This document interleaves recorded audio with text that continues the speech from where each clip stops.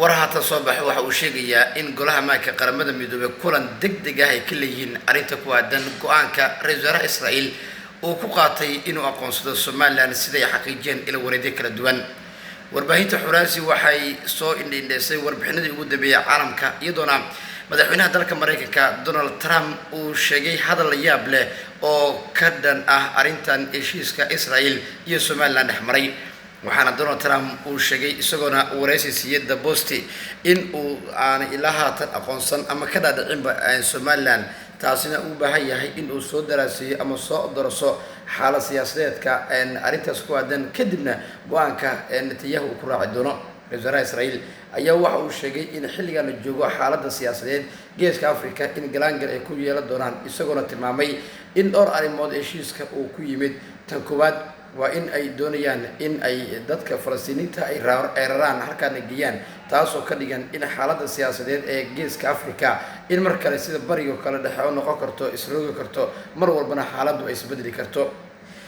dowladda federaalka Soomaaliya ayaa garab waaweyn waxay ka heshay midowga Afrika jaamacadda Carabta madaxweynaha Mareykanka iyo xubno kale iyadoona dalalka Turkiga Djibouti iyo sidoo kale wadamo kale Masar ay ka mid yihiin kol hore ay sheegeen in aanay xilligan raacsaneen go'aanka ku aadan in ay Israa'iil ay heshiis la gasho dhanka iyo Soomaaliland taasoo keentay in xaaladda siyaasadeed arintaas ay ka sii dari karto. xubno ka tirsan baarlamaanka federaalka Soomaaliya oo ka soo jeeda gobolada waqooyi Soomaaliland ayaa waxa ay si gaar ah u sheegeen inay ka shirayaan arintan iyagoona diiradda saaraya xaaladda siyaasadeed go'aankan ay diidi doonaan. wuxuu qorshu yahay in si cad u sheegaan in ay diidayeen si la mid ah heshiiskii Ethiopia ee dhanka badda ay la galeen bilowgii 2024 oo baarlamaanka kulan gaar ah arintaas markay yeeshay walow markaas uu hortagay madaxweynaha Soomaaliya Xasan Sheekh Maxamuud markaas lama shaacin in madaxweynaha Xasan Sheekh Maxamuud baarlamaanka uu hortagi doono labadiisa gole go'aan cadna la qaadan doono.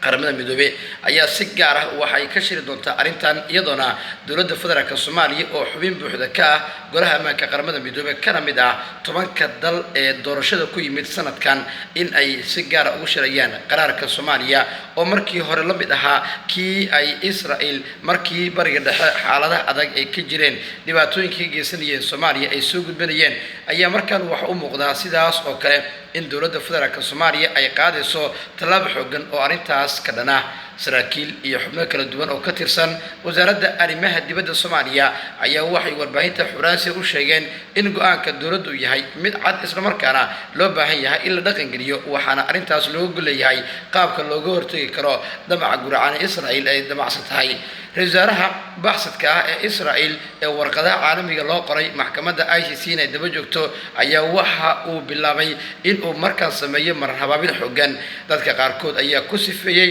arrimo la xiriira dhanka doorashooyinka Soomaaliya ka dhacay gaar ahaan 25 bishan in ay tahay arinta ugu weyn ee imaanaysa arintaasi. waxaa durba ka bilowday deegaanada maamulka Soomaaliland in ay ka bilowdaan kacdoon xooggan oo ay dadka ka sameynayaan arintan iyadoona madaxweynaha Mareykanka Donald Trump wareysiga uu bixiyay u muuqday inuu si toos ah u raaxaystay hadalka Israa'iil oo ahaa in ay aqoonsadeen Soomaaliland. Trump waxa uu sheegay mar la weydiiyay arintan in uu ku raaci doono maadaama Netanyahu uu tilmaamay in uu Trump la wadaagi doono mowqifkan iyo go'aankan. wuxuu sheegay in arintan uu ka fiirsan doono marka horan uu baran doono Soomaaliland sida uu yiri madaxweynaha dalka Mareykanka Donald Trump oo arintan si gaar ah uga hadlay.